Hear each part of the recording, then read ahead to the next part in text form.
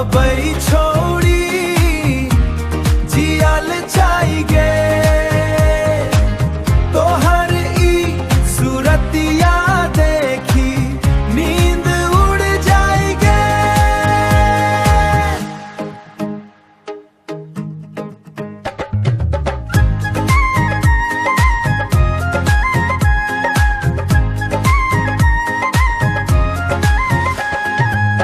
नैना स नैना जे मिलल जादुई की भागल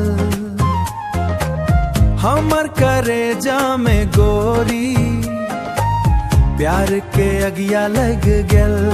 काहे तड़पाइए गोरी गोरी अबई छोड़ी जियल जाएगे।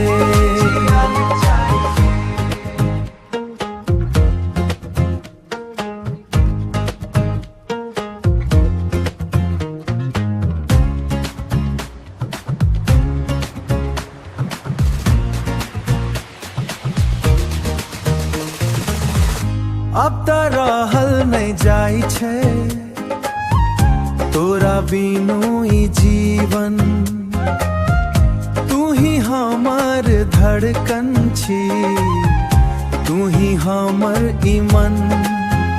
सगरो दुनिया बिसरी गेलो तोहरे में समाय गेलो गोरी गोरी अबई छोड़ी जियल जाएगे।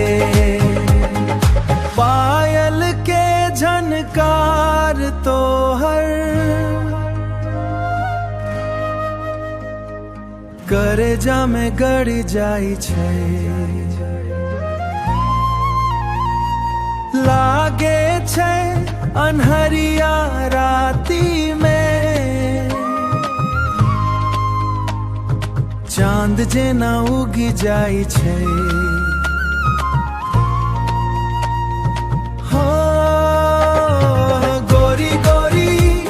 अबई छोड़ी जियल जाएगे